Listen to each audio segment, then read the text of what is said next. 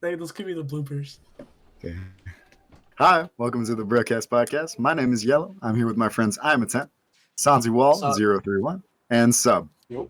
Today we're going to talk about why gamers get so mad at games. And then cut it. Cut it.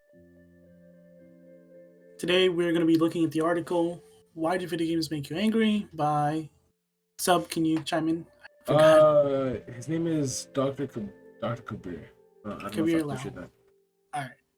Well, he has a list of reasons as to why video games would make you angry. So, a few reasons that he lists is suppressed emotions that get vented during games, alexithymia. I think that's how you pronounce it. Alexithymia. It's a prevalent issue with gamers, frustration from problems in real life, overall toxicity in the game community, conflict of interest with other gamers in the game. Now, he goes into more detail about them, but we can look into them. First, This is we're just talk the about overall. topic. There are a couple topics going down the list that he explains more in detail, and they're actually really good. I read one of them. The one that caught my eye the most was the second one, the video games caused by. Alexithymia. And what really caught my eye is the bottom part. If you're reading there, it says if you find yourself watching a sad movie that everyone except you is crying at the tragic scene, does not mean that you can control your emotions. I mean, it could mean that you have suppressed your emotions to such an extent you have a hard time feeling the sadness.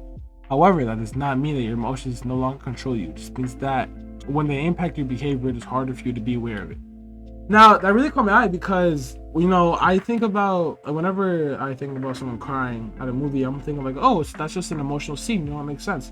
I never looked at it from the perspective that someone who cries during a movie scene or during like a sad part, like a video game or something like that, or like who get like anger issues or anything. I thought it was always because of the game. I never thought that it was because the anger, like the frustration, like the emotion that built up in them. And I don't know. I thought that was a pretty cool thing to read. What do you guys think about that? I get that. It's like kind of like nostalgia. You know what I mean? Like when you feel nostalgia for something, like when you were so much younger, you just get overwhelmed with all those feelings, like filled with all those good times that you felt before. And especially now, since we're all in quarantine, it's so much harder to get new memories that we just keep feeling into nostalgia whenever we're playing video games. And it builds up. Everything builds up eventually until, there's an explosion. Sorry for cutting you off, Yellow. Go. It's also because, like you said, especially now, there's a problem with people getting very depressed, sad, anxious because of quarantine, because they have nothing else to do. And that makes it so that when you play a video game, you get a lot more, in layman's terms, or not layman's terms, but in more of a... you just get to express yourself in some... Yeah. It's a way to vent your feelings, like the article was saying. And I agree with that. Video games is where you can express yourself however you want. Although some people might find it obnoxious, some people, like the people who do hate games, people who hate gamers will not understand, they won't comprehend how we feel during the game, because the way we feel is how, the way we can express ourselves. It's the way that we can get our emotions out, that we keep balled in. Because sometimes, we don't feel like talking to anybody. That's why video games... Yep. It's also the medium of video games is very different from any other kind of medium. Like, you're very interactive. It's very much your actions decide what happens in whatever situation you're in. And so if you fail at something, or if you're doing bad at something, it's very obvious that anything could be your fault. And that's a very bad feeling to have. I agree. You don't want that pressure over your shoulder thing, like, wow, this is really my fault. I can't believe this is, I did this. But at the end of the day, this is a big problem when it comes to gaming, because some people who like hardcore gamers, for example, I'll use myself as an example. Whenever I get mad at a game, I tend to get angry. I tend to yell.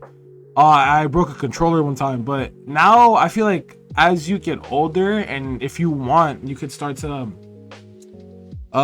feel like, wow, I'm able to control my emotions more. I know how to I'm doing good in the game, but I die. So I'm like, okay, I'm not gonna get mad. I'll just learn how I I'll reflect on how I died. I'll go back into the game. I'll do better next time.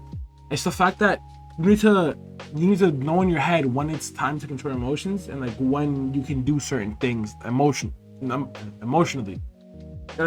like sort of things in that sense. But that's my hot take on it. That's what I think. But For me, yeah. No, you good? Yeah, go ahead. For me, it was like, whenever I get on a video game, at least for me, I'm not sure about any of you, but for some reason, like all the bad emotions I was feeling when I like wake up to the end of the day, they're suppressed completely while I'm in the game. Like I don't sense them at all. So, I think when you get mad at a game, it's like, I guess you're kind of like letting the emotions leak a little bit. Like some of the emotion that you've been feeling, like, I guess, someone made you angry, like a friend made you angry before, and you play a video game and someone kills you, I guess, you would naturally scream at them, right? Right, so since you have like an anger issue with video games. Yeah. I think that like outside issues play a role into that. That's kind of how 100%. Yeah, you could take like something that happened in the day, as you said, as once you hop in the game, you'd forget all about that, or you take your anger out on the game. It's also, since we've like sort of grown up in this kind of culture, we're very attuned to the feelings you feel when you play video games by yourself and with friends. And a lot, it depends on the game you're playing, that you'll feel a certain way when you lose or when you do bad at it because of the culture around it, and also because of the game itself. For example, like a Dark Souls game can make you very angry, but it's a different kind of anger than if playing like Overwatch, because of that culture. That's a great example, actually, because if you take Dark Souls, which is a single player, right? I'm not mistaken, single player story game, you get mad at that because of a boss fight, for example, that's not going your way. So that's where you're mad, not because of another player, but simply because like, oh, you messed up, or like something the boss did. And if you take another game like Overwatch, then what happened? If you're taking another game like Overwatch, you get mad because the other player killed you, so that's why you're upset. Hello? Somebody. But that's personally what I feel like. What I feel like you could take away, the fact that multiplayer games and single player games, you get mad in two different ways, which is completely random. And actually, we just got Cyrus. Welcome to the bruhcast podcast. We're just talking about frustration from video games and how that could manifest into your real life, and how your real life will affect how you react after something happens in the game. And we were just talking about how take for example like a game like Dark Souls, you get mad because of a boss or like an item that's a drop. But like a game like Overwatch, you get mad because you died and somebody like killed you, like because like they beat you or something. What do you think? Like, what's your hot take on that topic right there? On that, you see, I don't really. I get mad at video games sometimes, but I don't really get as mad at video games as lots of people do. So I don't really know that much about it. All I know is that I have played Dark Souls and I've died to bosses in Dark Souls many times, and that stuff like that makes you really angry. That's nice. I'll take. I really. I don't know. Perfect. Yeah, that's I don't know. It's awkward. No, that's fine. That's fine. Right, to segue from this, I just want to cut in and interrupt. Yeah, we'll just come in. I was reading the article and I came about this part that I really, connect to and like really speaks to me. It's under the section for frustration from issues in real life manifests as anger in video games. And it says often people start to play video games to escape their problems in real life. A little bit more down, when a gamer who plays games to escape their real life problems encounters a situation in the game where they start to lose, the feeling of failure they have been trying to escape starts to bubble up again. And yeah, I feel like that's pretty much how I feel most of the time whenever I play video games. If I'm losing consistently, it just feels like I'm losing in real life as well. For me, at least. Like, with my school life and how everything is going, it just feels it just keeps piling on each consecutive failure, and you feel like it's just stacking on top of that.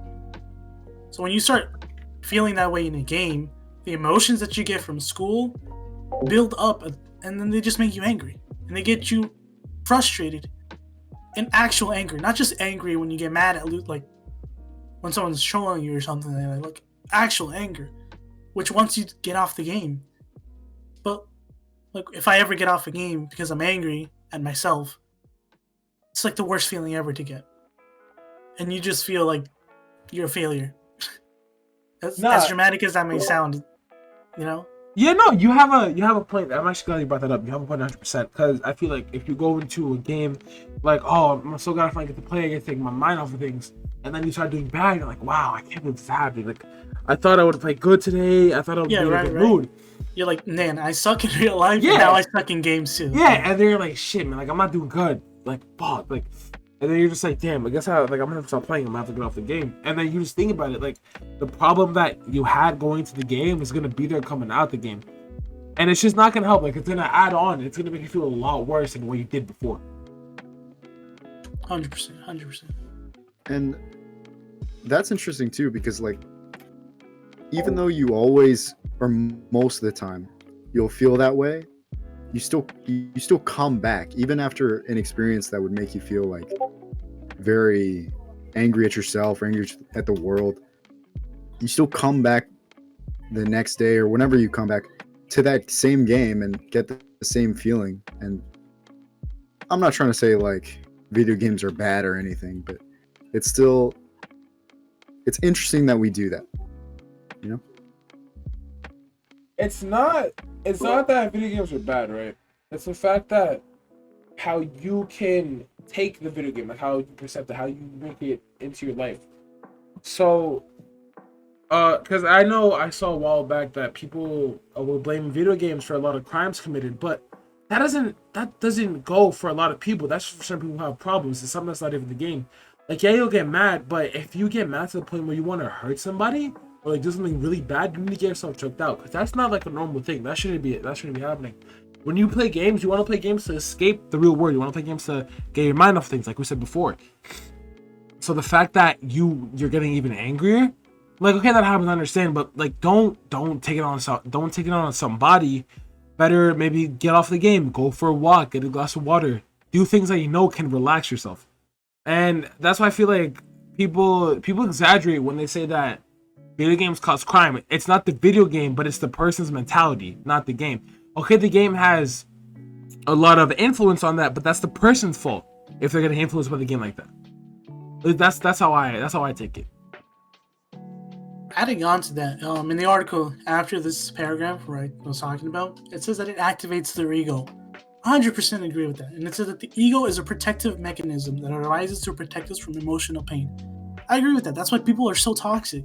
They start losing a game and they're like, it's not my fault, it's someone else's fault. That's where the toxicity comes from. From people not wanting to accept the fact that they're the ones that are bad, you know? They put the blame on other people to feel better about themselves, because they know they know they have hard evidence that's their fault, but they don't want to believe it. They want to put on somebody else. Even if you're winning too. If you're winning, that's even more toxic because you're winning. So you're going to have the upper hand on the team and you want to trash up them to make them feel worse about themselves. Like, yeah, that's like a gaming thing. And it's not right. It isn't right. But you don't realize that when you're in a game. You're doing because you have that adrenaline rush. You're doing good. You want the enemy team to know that you are better. So you'll talk shit about them. Like, you'll be talking in the game. GG, easy, leave the match, like whatever. But I feel like that has a double effect on you and the other person. Because the other person might be having a terrible day. They're trying to play the game and have fun. And you get in there like, haha, you suck, stop playing. And then, you having a great time, so you feel even better about yourself. You won't know what the person is going through because they're not going to say it in a video game. All right, well, I'm going to play devil's advocate for a second. And what you were saying, like, if you're being toxic to someone, right, and you're telling them to get off, but the person starts blaming, how do I say it? Like, if you're being toxic to somebody and they're blaming somebody else for something? Yeah, exactly. You make them start blaming other people. You know what I mean? It's a very it almost seems kind of tribal. So like there's your team and then there's the enemy team, right? And so obviously those two, let's define that as two different tribes, right? Yeah. So your tribe is trying to defeat the other tribe. And if people in your tribe are, in your eyes, seem like they're dead weight or they're taking up too much space in a fight against another tribe, it almost, it's your I don't want to call it a monkey brain, but your little monkey brain starts to like go against people on your own tribe, because that's, you know, it's a waste of resources and more of an evolution thing. Like, you don't want this emotion to come out, but it just happens and you don't realize it, and then after you'll take it into context and like you'll feel bad about yourself. I think that's what you're trying to say. Yeah. Maybe it derives from like our competitive nature. Like, we always try and impress somebody, or like thousands of years ago, like right when we were like created, like ever since we've been fighting or to impress someone, we always blame, like, let's say we're doing like a team battle, like we were talking about earlier. Often if we are losing, usually we wouldn't see ourselves as the problem. Rather, we would look around each other and see what other people are doing and then blame each other. That's why when you blame someone else, they're gonna like naturally retaliate, because both they probably aren't the problem. Like, they're doing something, and they're also doing the same thing. Like, they're checking their environment rather than looking at what they're doing. That actually segues perfect into the next part. Unless we're all like all done, you guys want to move on to the next one, or anybody has something else to say? I'm Alright, real good to quick move though. on. Oh, real Yeah, quick I'm though, good. about what Chris said about trying to impress somebody, like trying to impress your teammates or whatever. If you're playing a team game and you're fighting against the other team or whatever, and everyone else seems to be doing really well and you're doing terrible, a lot of the time you're gonna think, wow, these guys probably think I suck. No, like 100%. Like, you could probably be playing a game on a bad day, and that's why they're gonna feel bad. Like, that's why you're gonna feel bad, because like it might be like a bad day for you, so that's why, and then they're gonna say you suck, and they're just gonna feel bad because like it's like your off day, because you do really good at the game, and then you'll just have an off day randomly, and like that'll just make you feel really bad, because you're like, I'm really not this bad at the game. You can't tell them that; they won't believe you, because it's a stranger you never met in your life, and it's gonna make you feel even worse about to make you feel worse about yourself. And another guest, that's the guest appearance from Nikoji. We're talking about right now, Nikoji, we're talking about how like, actually let's segment into the next article, because that explains perfectly, summarizes perfectly what we're talking about. Different goals create a conflict of interest in the video game. When two kinds of players, and actually I'll read the first part. If you go down a couple of sentences in the first paragraph, it says different players approach video games in different ways. One gamer might want to play a fun game, might want to play a game for fun, while another gamer's goal would be to win and ascend the ranking. One player might be more casual, while the other was more competitive. And I feel like that ties in a lot today, because there are two types of gamer, like Daniel said, the competitive player and the casual player. And if one of them goes up against the other, or even together for this example, it probably won't end well, because the casual gamer won't be trying as hard as the competitive gamer. And I feel like, I don't know, games have dealt with that by making a competitive playlist. But actually, but something that ruins that is skill-based matchmaking, which takes your performance in games and uses that to cue you into players who are doing as good as you. So you could be playing against type of people doing amazing, and next game you'll get absolutely destroyed by the enemy team.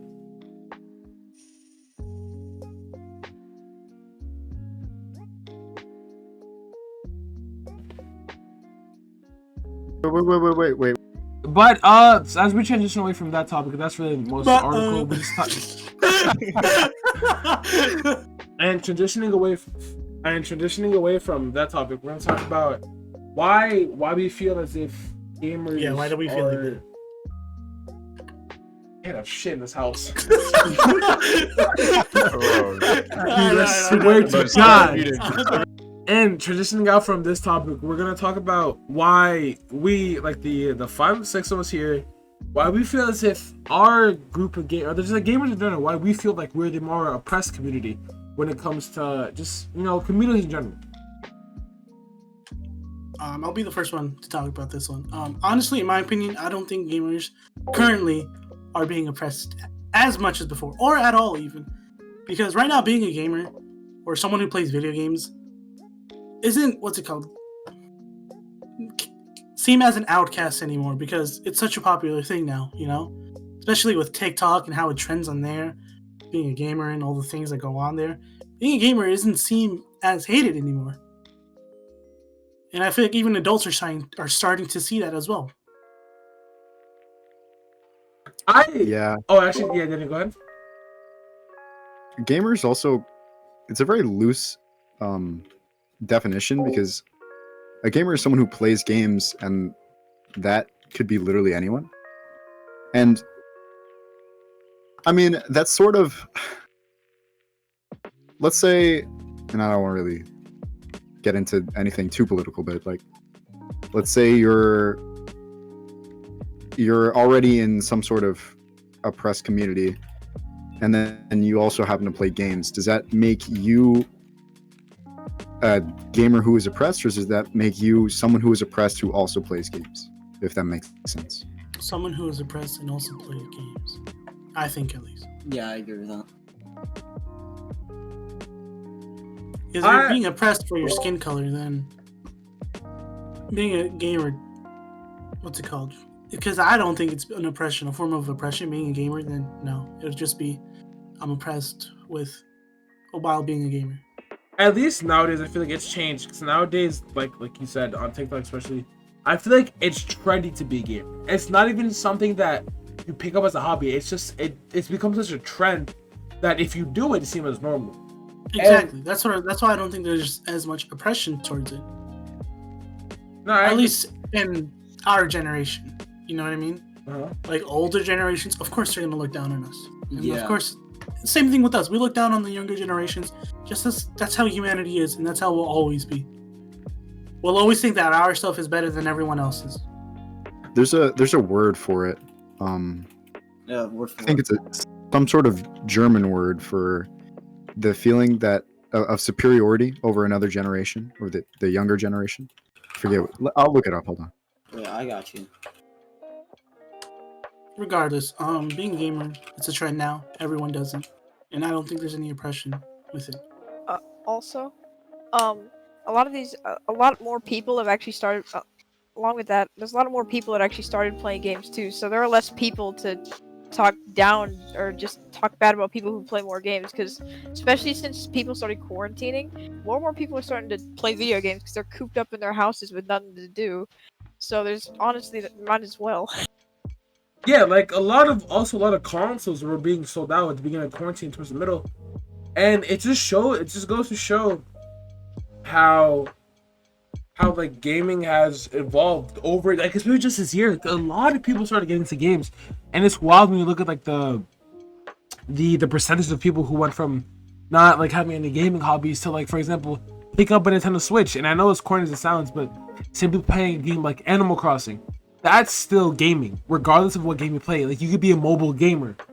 That's the thing. Gamers are anything. All right, now let's not get dramatic there, right? You play Candy Crush, you're not a gamer. That's all I'm saying. You're just all right, my grandma. Exactly. That's just it. All right. Well, certain games, depending. Gamers are oppressed. Okay, No, that's a different topic that I'd agree with. What's the extremity of, like? Okay, there is if you none. play, What Toba saying is true. You know, I was just making jokes of it, but yeah, play a game, you're a gamer technically. Like, for example, you play Fortnite on the phone, right? Trash. It's still a game. It's still a You can't game. even play it on the phone. It's a mobile game. It's a mobile game. It's still a game Gamers are nonetheless. considered as gamers. in the Time to gaming change the community, topic to mobile gamers are oppressed. Boy. yeah, in the gaming community, mobile gamers are looked down upon But what Almost- makes them so As different it from should, normal as it games? should. What, Because what makes them so different? Spend $300 on a console to play like us. Okay, you can spend $1,000 on a good phone to play games. Facts. Yeah. Do you know Probably, how but what's the many point? companies that build computer parts have made phones? Razer, Asus, because the ROG they made them. There's a bunch of companies that have made phones, and other phone companies that make phones specifically just for gaming. Candy Crush Definitive Edition, $1,000. Oh my god. What? No, but like in all seriousness, I know that, and certain phones have better specs than consoles. There's a phone, I forgot the name of it. I'll look back at it, but it can run 90 frames on Fortnite, and I'm using Fortnite as a prime example. And consoles, well, besides the older generation of consoles, they can't do that. And a PS4 and Xbox, How many hertz? 90 hertz. That's how you're gonna get Stop 70 the frames. cap. I swear, it's called the One Plus or something like that. Those types of things, those are super innovative. That means gaming can be accessed by literally anybody. And that's Yeah. as much as you want to talk down on mobile gamers, you can't discredit them. You can't say the fact that, oh, you play Fortnite on your phone and you're better than me. Oh, you're still not a gamer because it's on the phone. No, there are mobile Fortnite gamers better than console or computer gamers. We shouldn't discredit the fact that just because they play on mobile, they're not gamers. They're still gamers to the extent to a certain game they play. Like Candy Crush, okay, you play Candy Crush. That's not really a game that's like competitive in sorts. If it's competitive, it makes sense. Like COD Mobile. I've seen tournaments of COD Mobile. That makes it a competitive game. Makes them a competitive gamer. Yeah, and like it takes a lot of raw talent to be able to be good at a game on a phone or even an iPad. That's why I think mobile gamers should not be discredited. Even though okay, they're mobile, but they might still be better than you at certain games. Yeah. Also, I remember the first game that I really got into when I was super young was Minecraft on PE. It was a mobile version of Minecraft. And So- actually, let me use that for example. If you use version of Minecraft. the light version, but let's use this for example. Let's take that example real quick. Minecraft Bedrock Edition can be on any platform. So why does somebody playing on mobile consider not a gamer? Does that mean that anybody who plays Minecraft on a computer or a PS4 doesn't make them not a gamer too? You see what I mean? Like it goes hand in hand. You have to credit the fact that if the game is same on all platforms, then you can consider that person a gamer, no matter what platform they play on. I don't know. It's They should for still me. invest in the It's just console. that you're so limited on the mobile platform, right? You're not, even though it's some phones are better than consoles, like in specs and like how they perform on games. It's just that they're very limited in like games, right? You may say that Fortnite, COD Mobile, and like PUBG Mobile are like games you can play on mobile, but like what about the other AAA games that you can play on computer? That's why I don't really like mobile gaming, because you're not going to be playing like Skyrim or Payday 2 or Gary's Mod on your phone, and the battery life, not even to mention, it's going to be drained. So Well, you can always have your phone charging. Yeah, that's not good, but you can take it on, Yo, plug it back that'll in, be and cool it. hot. Yeah, but you can Hot cool as it. shit. You can cool it. Bro. You can have a fan on it. I ain't Bro, trying to you play in can a cool it with freezer, the fan. bro. I'm not. No, playing in a you can freezer. cool it with the fan. You can have a cooler behind That's it. almost disgusting. That's just a computer. But that's just a computer. That's with just- Yeah, that's the same as a computer. Bro, with a small Just monitor. get- No. But hear me out, right? Computers playing games get hot as fuck. I know that when I'm running COD and I have my fans at full speed on my computer, my computer is like 70 degrees Celsius. Turns out the Fahrenheit, that's 140 degrees, something like that Fahrenheit. And What's the difference? and on between- a phone will never get that hot. I would disagree. And, okay, a phone will, but you'll know when to stop playing. And let's not forget the fact that I know this is a really bad example to use, but Clash Royale was a competitive game. As much as you don't want to hate, Clash of Clans 2, they're both competitive games, making those people who play competitively gamers. You see what I'm trying to get at? I think a big reason why No. mobile gamers I think a big reason why mobile gamers are looked down upon is because of the, like, you see so many ads for these really just garbage. It's because of the type of games that are marketed toward. Yeah, the type of game that's marketed, yeah. Like, there's rarely any good mobile games. It's like maybe Supercell that company that can make a good mobile game that's not only free, but like actually playable for a significant amount of time Or and won't give you a Genshin, virus. man. Genshin. Yeah, Or Genshin, Genshin. Genshin too. Genshin is a mobile, console, and a computer game, and they all run the same way, 60 frames on anything. So does that like that makes you a gamer regardless? You see what I'm trying to get at? Yeah. Yeah, I see it, Yeah. but like I don't know. It just. But then feels again, someone more could be playing- practical. Why? You see the phone you mentioned before. I guarantee it's above $500. I mean, most people get the reason you get the phone is not to play games. Yeah, you get use it for so other that you can things, use right? the phone, and then you get games on it so that you're not bored and that you're mobile. Like obviously, it's better, or it's nicer as a commodity to have like something to keep you occupied while you're roaming around. But it's not something that you focus your time on, like a computer game or a console game. Right. Yeah.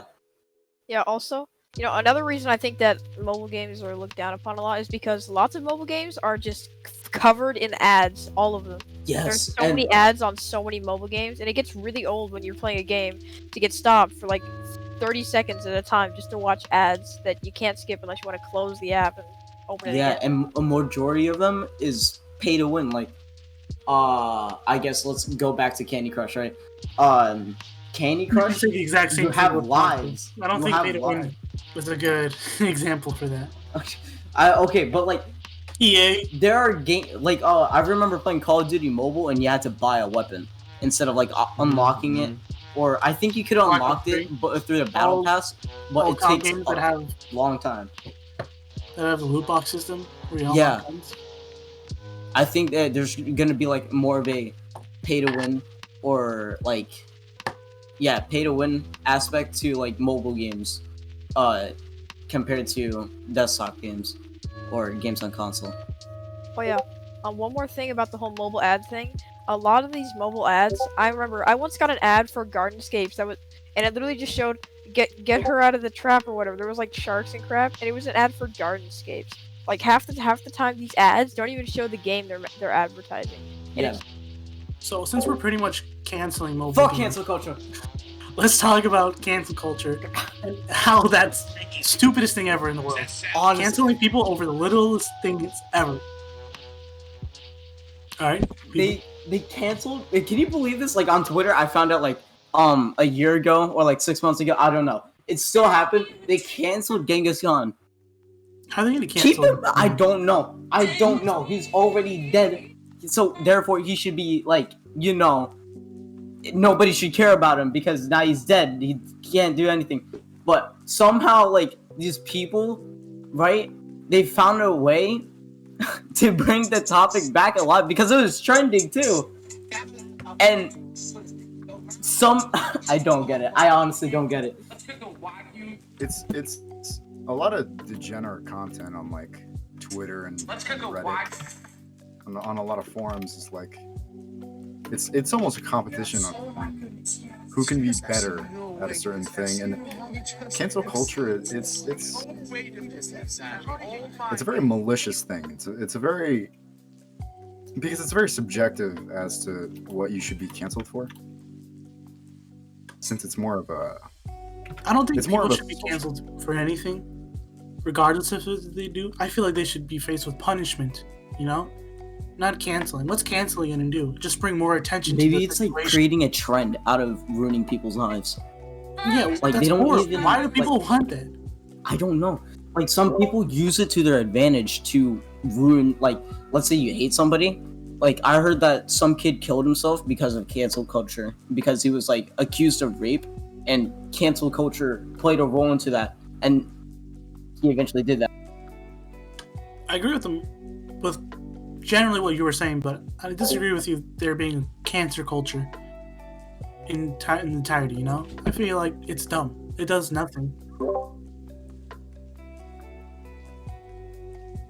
And you should get punished for it. There should be repercussions for it. It's you know? become a really good trend to like make every problem like a public thing. There's two sides to cancel culture. As much as you hate it, there's two sides. One of them being the fact that it's the dumb cancel culture. It's the cancel culture for stupid little things that happened a couple years ago. And then it's a cancel culture for things that actually make sense. Like racist topics, pedophilia, everything like that. There's two sides to cancel culture. Let's bring in a very controversial, what's it called, cancel that happened I think last year already. Last year? It was Shane What was Dawson. Shane Dawson. Was it Now, because he wanted to fuck a cat, or Yeah. was it the Alright. child? Let me give you thing, the the backstory pedophilia? because I followed Shane Dawson and I really liked his content and I thought he made good stuff that I enjoyed at least. And he got canceled because of content that he made in his earlier YouTube days that were racist, that were, you know, like child pedophilia, stuff like that, you know? And it was horrible. But back then, the social norm was making those jokes, you know? Back then, saying those jokes weren't seen as a bad thing. Or not as a serious bad thing, you know what I mean? Like, they were bad. I'm not saying that they weren't bad, but it wasn't as serious back then. And same thing with the cat. That happened on a podcast more than 3 years ago.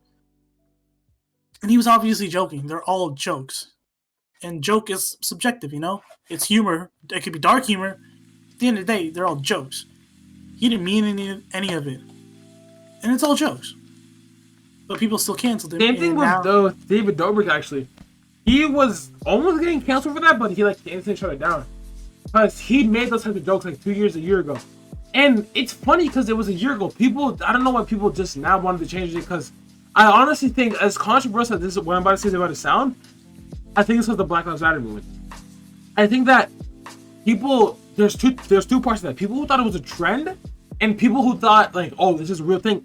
But Black Lives Matter has been around longer than us. Yeah. Well, not longer than us, but it's been around for a long time. It's not something that happened this year. And people were looking at it as if it was a trend. That's why I feel like people are getting more offended by like the jokes, the commentary that was made. And there's certain people who don't give a fuck about what they said. They still say the things they say nowadays. iDubbbz. What's the name of the other guy? That was Joji before he did the Filthy Frank. Yeah, Filthy Frank. Leafy. Yeah, they found out. Leafy. All that, bro. They don't care. Fitz. They really don't care. They'll say like those jokes. They don't care about what people have to think about it. Because it's a joke and it's humor. Yeah, they know, as long as they know it's a joke, they know that nobody's gonna hurt them until, like, you know, cancel culture started to like become a very popular thing. Because I remember one day some people found out like Joji created content in the past about the N-word, right? I think it's a little bit funny, I don't know, but bro, they were getting so mad and heated about it, and not like they're not looking at him like right now, right? They're not like looking at the present, rather they're like hating on him for his past and like not realizing maybe his jokes are why he quit, or he didn't really enjoy his jokes that much. And same thing with Shane. Shane stopped saying those type of jokes a long time ago. So I don't know why people act like he's still doing it when he hasn't done it. Or at least from what I know. I know he quit. It was horrible. He was going to make a movie. And I think that's just horrible for him, you know? He was going to make a movie and he wanted his fans to be a part of the journey. But now, because of cancel culture, his dream can't become a reality anymore. And that was his life dream, to make a horror movie. And now he'll be forever known as, you know, the things that people said he looked like. Or like what he said was, you know, brought back into the light. And now people you gave him like a title, like with like a pedophile. That's what the internet deems him as. Also, a very big part of cancel culture is like virtue signaling. You know, like you want to show everyone else around you that you are so, let's call it woke, that you are willing to bash someone you don't even know for doing something malicious or evil, or what in your eyes seems malicious or evil. And it's not because you care. It's because you want other people to think you care, and that's to, raise popularity. I see it a lot in like school, right? So let's imagine that you want to be popular, right? And in order to be popular in certain groups, you have to do certain things. So let's say you are part of some sort of sports team, right? What would get you more popularity in that particular group, let's say, would be working out and getting stronger. And the stronger you are, the higher you go up that sort of hierarchy of popularity, right? But there's a big problem happening, not a big problem, but there's a problem happening where that to people who aren't in a very like closed down group of people that they know, mostly on the internet, like Twitter, Reddit, where you don't know them. So there's not something physically tangible that you can do in front of them to show them that like you are a good person, or you know what you're doing, or you are better or worse than any other person. All right, cut the cameras. You're rambling on, Daniel. I'm sorry. Stop. You're rambling on. No, bro, he let him keep going. He was speaking. No, I know what he's trying to say, but he's not saying it correctly. And right, now rebuttal that. What do you think about it? Well, what do you mean I'm not saying it correctly? Like you're trying to say that they can't see their true selves or how the person actually acts behind the screen. They just see themselves, how they portray themselves online, but they don't see the real them. You know what I mean? And people are judging off everyone because of that. When you shouldn't. You can have an image of that person, but you can't judge them entirely and have a verdict on how they are as a person. Like, I could be, supposedly, a social media influencer who posts a lot of controversial stuff and hates everything, or pretends to hate everything. But in real life, you could be a nice, quiet kid, you know? And people won't know that. And I think that's what you're trying to say, right? More or less. How people Yeah. judge the persona and not the person. Yeah. Yeah, that's what I'm trying to say, yeah. Sorry. I sort of. Sometimes I do that. No, I know. That's why I stopped you. That's why I cut you, because I know you. I know how you think. You don't know me. But I know what you're trying to get across. I also think the thing that plays a major part in cancel culture is numbers. You know how big it is. Like if millions of people are canceling you, you know, I can't imagine how much pressure that person must feel and hatred they must feel, because people do hate them. Like serious hate. And I think imagining that and being in their shoes, like I wouldn't blame them for quitting either, because it's horrible being hated by everyone, or what it seems like everyone. And that like it makes it worse when it's like with no reason too, with no evidence, just to be hated on. Like why? Like what enjoyment? How low are you in life that you hate on people with no evidence just to like get them canceled? Like what's that gonna do to you? Are you gonna feel better about yourself? Like it's not gonna do anything. I think back on the what Daniel said about being woke, right? I think it just draws popularity to them. Like you know how like not Shane Dawson, Sky Jackson doxed somebody. She wanted to do that to see like for others to see her as like a saint or something like that, a prophet, because she disposed punishment to somebody that said the N-word online, right? Like they want to like make themselves feel powerful. And like I remember seeing that, and I don't know how to feel. Like it's really that's very controversial, because I get it, they got canceled for the N-word, but it also, if you look at it, it's like it wasn't a trend, but it was more of like a meme of what he said. Like people would like that's like a random thing to say.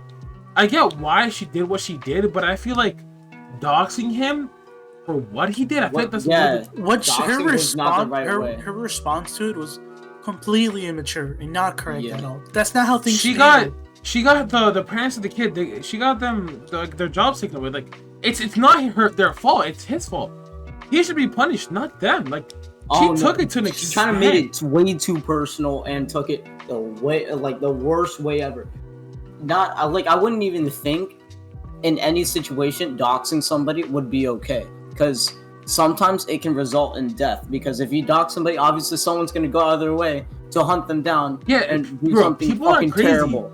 If you give some random person someone's address, you don't know what like that random person has so much power that you don't know what you just did. Like it's not, and you can blackmail them. That's terrible. That's horrifying. It's not. You don't want to even leak their fucking like Instagram and since they know where they live, they could go like, I'll kill you if you don't do this. I'll kill you. And since you know where they live, they feel very powerless and she out of control. didn't understand what she had done, and like it shows too because she was so cute. She was so like careless about it. You're welcome to dox me. My address is. People are too soft on the internet, I think. Yeah. Now the funny thing is, people just have leave it gotten in. way more softer than. But Sub, what were you saying? What were you saying? Which I don't think is a bad thing that people are too sensitive, because people are entitled to whatever they want to feel. Yeah. I just think that people are reacting or using that feelings in the wrong way, Like, you have an opinion, but you can't get mad at somebody for rebuttaling your opinion and saying how they feel, because that's invalidating their opinion and making your opinion over theirs. Like, that doesn't make any sense. And more than anything, it's immature. Unless what they're saying makes absolutely no sense and you can rebuttal that and what you're saying makes sense, you still have to validate it's their opinion, but you can shut it down. Well, then what you're saying wouldn't be an opinion anymore, it'd be fact. No, it wouldn't be a fact. It would be how you feel. It would be your opinion on that topic, making their opinion seem less valid and you having the better opinion. Well, lesser than a fact. There's no, in my opinion, there's no such thing as a better opinion, because everyone has their own opinion about their own opinion. Well, there's a more valid. acceptable. But what do you need to have a more acceptable opinion? You need to have evidence. You need to have facts. You need to have something that proves your opinion. That's true. And well, maybe if your opinion has, let's say, a negative consequence, right? So you think something like braces are bad or something, right? Then obviously that would be considered, maybe it isn't, maybe it is, I don't know. That would be considered a bad opinion by the standards of the society that we're in because it gives a negative effect. Does that make sense? No. Yeah, I get what you mean. But at the end of the day, cancel culture, there's two sides to it. One of them smarter than the other.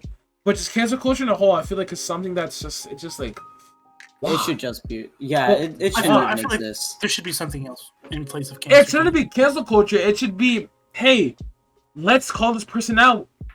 Hopefully he apologizes. If he doesn't, his career, like, that's on him. They're going to ruin their career. Nobody's going to forget about it. Tony Lopez, for example. He groomed the 15-year-old, but still has a topic, still has a platform. Why? Wait, hold on. What you just said, I think, was great. Don't let people forget about what they did. Exactly. But like, yeah. Don't force them to stop doing what they're doing. No, you know what I mean? Yeah, 100%. At least acknowledge what happened and take a break. Exactly. Like, stop doing what you're doing. Come back in a little bit. Make people respect you more. Apologize. And if it's gain their apology. If it's really that bad, know what you did and continue doing what you're doing, but with consequences. Oh no, I don't think people realize that sometimes after they make the joke, I think when they're editing, so most people that make the joke or like recorded like a controversial like YouTube video, they're the one editing or like overviewing it, and I feel like sometimes they reflect on what they said and they go like, why did I make that joke? Did I really think that was like appropriate at the time? And they'll probably keep that in their mind and hopefully stop themselves in the future or just stop altogether, right? They don't think about that. They only think like once they're this person, they're always gonna be this person. I think that there's two prime examples of how to not get canceled. What PewDiePie did and what Logan Paul did. You know, in both of their scandals. With PewDiePie saying the N-word and Logan Paul recording a dead body. Logan Paul, we'll talk about him first. He recorded a dead body. He apologized. He got off YouTube for a while. And he made a documentary about suicide. Because he knew he was in the wrong. So he came back apologizing again and trying to do something good, you know, and bring to light a big problem. And he handled it well. And to date, he's still being successful. You know, he hasn't stopped. Yeah, like he acknowledged that he made a shitty. I'm not gonna lie, it was a shitty apology. He made the documentary. Nothing like what he did was fucked.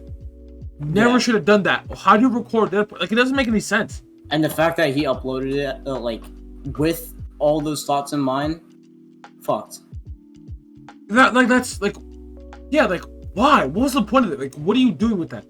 Oh, a little bit of content, bro. You got like that's some fucking dumb shit. And then that apology, like, oh, this is like, bro, yeah, you apologize, but why? And he got a lot of clout off of that, which makes me so upset. Like, why?